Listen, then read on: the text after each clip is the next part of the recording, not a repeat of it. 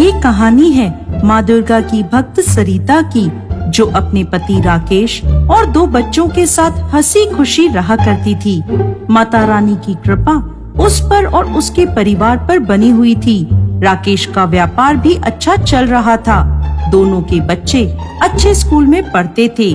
वो लोग एक खुशहाल जीवन जी रहे थे। सरिता, मैंने कमरे के टेबल पर तुम्हारे लिए कुछ पैसे रख दिए हैं। शाम को मैं जल्दी आऊंगा, तुम सब तैयार रहना, बाहर खाना खाने चलेंगे। राजेश अभी 2 दिन पहले ही तो बाहर खाना खाने गए थे।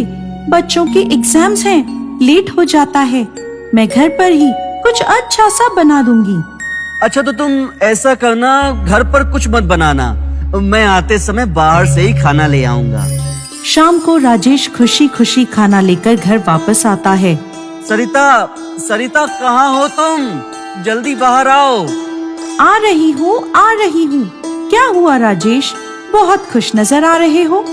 बात ही कुछ ऐसी है। सबसे पहले तुम मुंह मीठा करो, ये लो। अब बताओ भी, क्या बात है? किस बात से तुम इतने खुश हो? मैं तुम्हें क्या बताऊं सरिता, आज मुझे एक बहुत बड़ी उपलब्धि हासिल हुई है। मेरे बिजनेस में मैं एक बहुत बड़े ऑर्डर का इंतजार कर रहा था। आज वो ऑर्डर मुझे मिल गया है और इसके बाद तुम देखना, मेरी कंपनी का नाम बुलंदियों पर होगा। मैं बहुत खुश हूँ सरिता, बहुत खुश हूँ। अरे वाह राजेश, ये तो बहुत अच्छी खबर है। सब माता रानी की कृपा से हुआ है। बस इसी तरह माता का आशीर्वाद हमारे परिवार पर बना रहे। जय माँ शेरावाली। हाँ सरिता, बिल्कुल सही कहा तुमने। कल सुबह सबसे पहले माँ दुर्गा के मंदिर जाकर प्रसाद चढ़ाकर आएंगे। राजेश और सरिता का परिवार एक खुशहाल जिंदगी जी रहा था, इस बात से अनजान कि उनकी खुशियों को बहुत जल्दी नजर लगने वाली थी। अगले दिन राजेश के ऑफिस में इंटरव्यू देने ऋतु आई। मे आई कम इन सर? आइए आइए आइए। सर, आपके यहाँ मैं सेक्रेटरी की पोस्ट के लिए इंटरव्यू देने आई हूँ। मुझे इस काम का 5 साल का एक्सपीरियंस है। राजेश ने ऋतु को देखते ही काम पर रख लिया। अब धीरे धीरे राजेश और ऋतु करीब आने लगे। वो ज्यादा से ज्यादा समय एक दूसरे के साथ बिताने लगे। समय के साथ राजेश में बदलाव आने लगता है। राजेश, आज तुमने बहुत देर कर दी। बच्चे कब से तुम्हारा इंतजार कर रहे थे। मैं ऑफिस में काम ही करने जाता हूँ, मजे तो लेता नहीं हूँ। अब काम में समय तो लगता ही है ना। राजेश, तुम सुबह बच्चों को कहकर गए थे, इसलिए मैं तुमसे पूछ रही थी। हाँ, तुम तो यही चाहती हो कि मैं सब काम धंधा छोड़कर तुम्हें और तुम्हारे बच्चों को घुमाता रहूं। बंद करो अब ये सवाल जवाब, मैं बहुत थका हुआ हूँ। ठीक है, तुम कपड़े बदल लो, मैं खाना लगाती हूँ। रहने दो, मैं खाना खा कर आया हूँ, मुझे भूख नहीं है।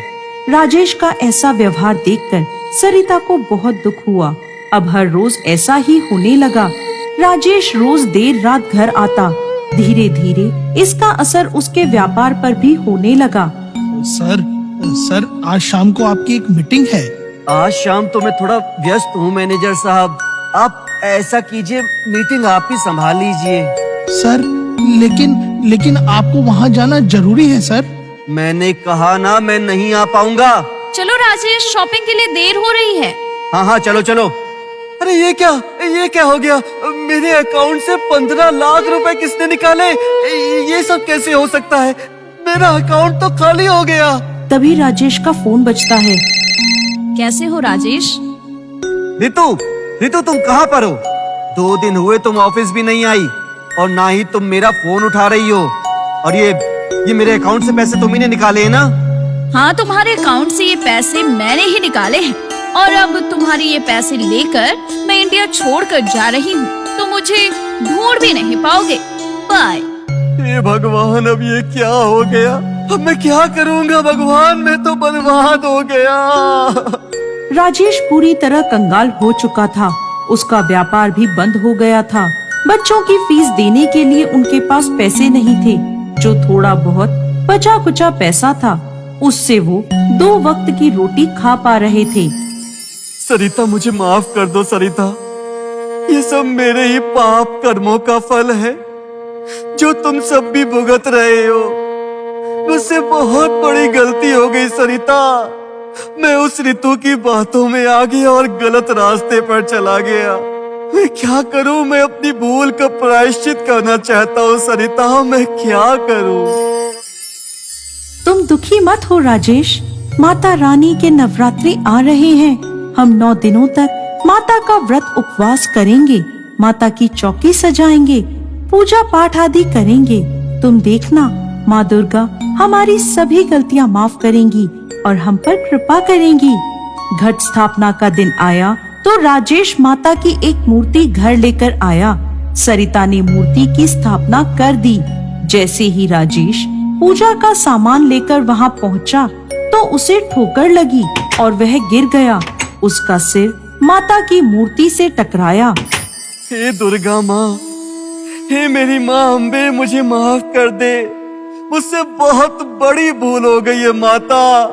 मैं अपनी गलती का प्रायश्चित करना चाहता हूँ माता। मुझे माफ कर दो माता। मैं गलत राह पर चला गया था।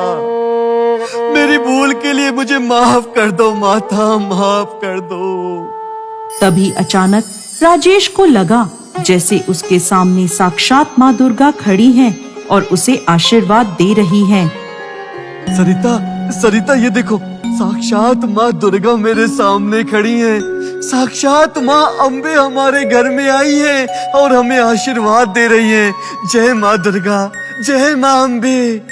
हे माँ दुर्गा, हमारी भूल माफ कर दे। हम राह भटक गए थे माता। आप अंतर्यामी हैं, आप ममतामय माता हैं। हमारी भूल माफ कर दे माँ। इस तरह वह दोनों माता के पूरे 9 दिनों के नवरात्रों के व्रत रखते हैं। 9वीं के दिन राजेश के पास पुलिस चौकी से फोन आता है कि ऋतु पकड़ी गई। राजेश दौड़ा दौड़ा पुलिस स्टेशन पहुंचता है। राजेश जी, ये वही ऋतु है जिसने आपके पैसे चुराए थे और हमने इसको पकड़ लिया। सरिया आपको कहाँ मिली? ये अपने साथियों के साथ देश छोड़कर भागने की तैयारी कर रही थी, तभी हमने इसको पकड़ लिया। आपको ये जानकर हैरानी होगी, इसने आपके जैसे कई व्यापारियों को ठगा है। सर मेरे पैसे? हाँ, इसने हमें बता दिया है कि सारे पैसे इसने कहाँ रखे थे। 2 दिन में आपको आपके पैसे मिल जाएंगे। राजेश खुशी खुशी घर वापस आता है और सरिता को सारी बात बताता है। वो दोनों माँ दुर्गा के आगे हाथ जोड़कर खड़े हो जाते हैं और माता रानी की जय जयकार करते हैं। जय माँ दुर्गा।